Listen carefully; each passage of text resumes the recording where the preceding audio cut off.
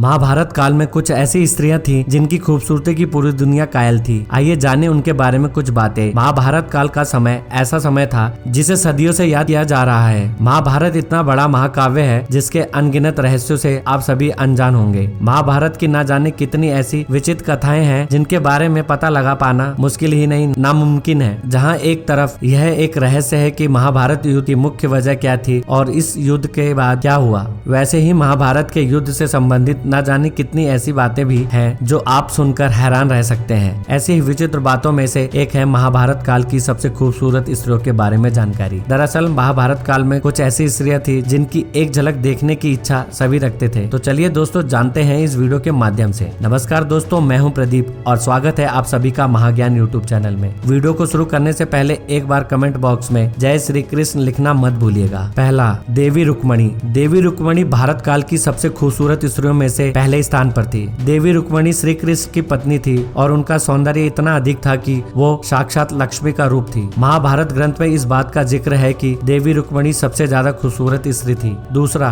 द्रौपदी। महाभारत में द्रौपदी के बारे में आप सभी ने जरूर सुना होगा, लेकिन शायद आप नहीं जानते होंगे कि द्रौपदी स्वर्ग की अप्सराओं की तरह सुंदर थी। उनकी खूबसूरती इतनी ज्यादा थी कि सभी उसकी तारीफ करते थे। द्रौपदी राजा द्रौपद की पुत्री थी और उनकी खूबसूरती की वजह से बहुत से लोग उन्हें अपनाने की सोचते थे, लेकिन राजा द्रौपद ने द्रौपदी के विवाह के लिए स्वयंवर रचा और अर्जुन ने स्वयंवर जीतकर द्रौपदी से विवाह कर लिया। लेकिन जब अर्जुन उन्हें अपनी पत्नी के रूप में घर लाए तो कुंती ने इसकी जानकारी के बिना ही द्रौपदी को 5 भागों में बांटने को कहा। इसी वजह से द्रौपदी 5 पांडवों की पत्नी कहलाई। तीसरा, सत्यभामा। सत्यभामा महाभारत काल की एक और सबसे खूबसूरत स्त्री थी। सत्यभामा और द्रौपदी बहुत ही अच्छी सखियां थी। वह दोनों आपस में एक दूसरे के साथ अपने कई गुणों को बांटती थी। चौथा, उर्वशी। उर्वशी महाभारत की एक और सबसे सुंदर स्त्रियों में से थी। उर्वशी इंद्रलोक की सबसे खूबसूरत स्त्री थी। एक बार उर्वशी अर्जुन पर मोहित हो गई, लेकिन अर्जुन ने उनके प्यार को ठुकरा दिया। इस पर उर्वशी ने अर्जुन को स्त्री बनने का श्राप दिया था। उर्वशी महाभारत काल में अपनी खूबसूरती के अलावा बेहद निडर होने की वजह से भी मशहूर थी। पांचवा, सुभद्रा। सुभद्रा महाभारत काल में भगवान श्री कृष्ण और बलराम की बहन थी। एक समय अर्जुन सुभद्रा की खूबसूरती पर मोहित हो गए और उनसे शादी का प्रस्ताव रखा। उस समय कृष्ण ने अर्जुन को सलाह दी कि